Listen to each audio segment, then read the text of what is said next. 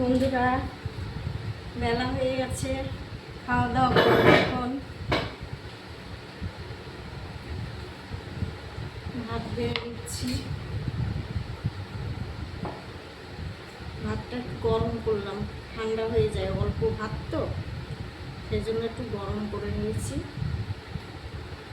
সকালে রান্না করি সব ঠান্ডা হয়ে যায়, সেই জন্য ভাতটা গরম করে নিলে আর হয় না। এখানে আমি এখন কাঁকরোল আর করলা ভাজা করেছি। এটা হচ্ছে কাঁকরোল ভাজা, এই যে, আর এই হচ্ছে করলা ভাজা। গরম গরম ভাতে করলা ভাজা খেতে খুব ভালো লাগে।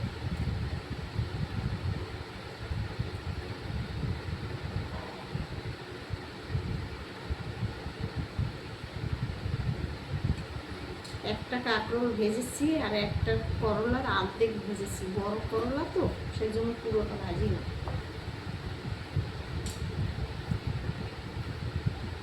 এখানে এই যে কচুর গাঠি সকালবেলা মেখেছি, তোমাদের দেখিয়েছিলাম, এটা একটু নিয়ে নিচ্ছি।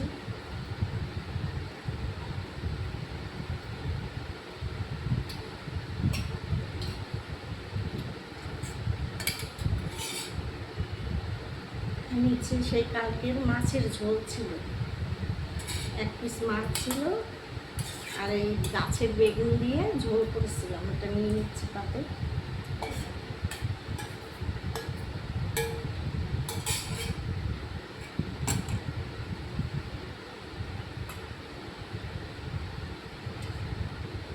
আর গাঠি কচু তরকারি করেছি চিংড়ি মাছ দিয়ে, সেটা একটু নিয়ে নিচ্ছি পাশে পাইয়ে বাটিতে।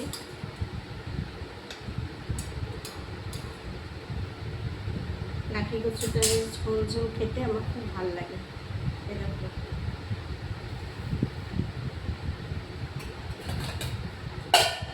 আমি নেব একটু আচার। আমি তো একটু আচার নিজে তৈরি করি, সেটা আমার একটু রোজ লাগে।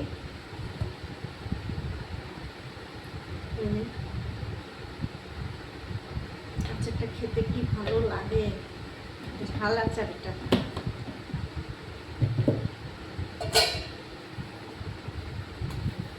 তাহলে শুরু করছি, দেখো থালাটা কেমন হয়েছে সাজানো, দেখেছ? এবার খাওয়া শুরু করি। আগে তেঁতুল দিয়ে খাবো, তারপরে কাঁকরোল ভাজা খাবো, গাঠি কচু খাবো মাখা।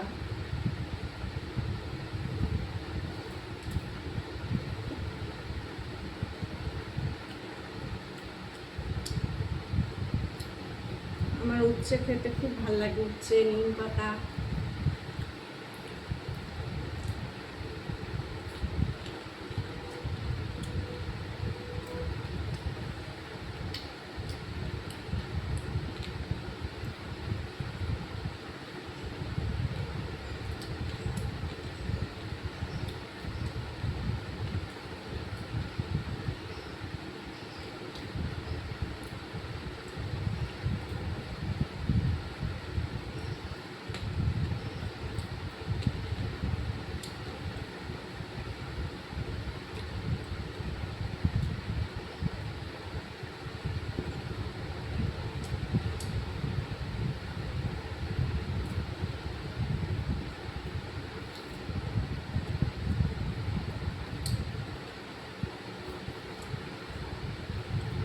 এটা সেই গাঠি কচুটা সিদ্ধ করে শুকনো লঙ্কা ভেজে মেখেছি আর কাঁচা তেল দিয়েছি।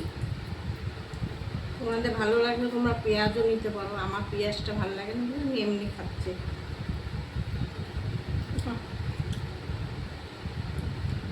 দারুণ দারুণ।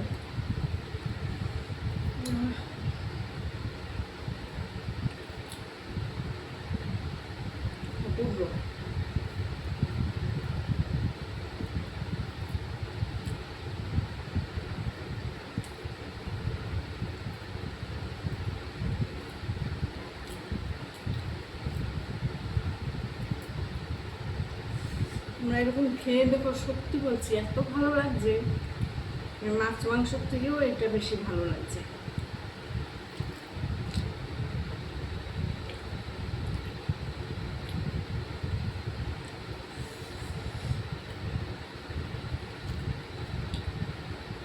সঙ্গে তো এরকম আচার,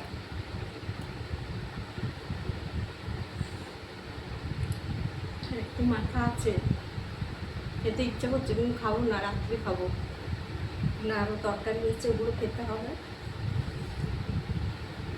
তাহলে রাখছি, পরে আবার দেখা হবে তোমাদের সাথে। ভালো লাগলে একটা লাইক, কমেন্ট, শেয়ার করে দিও।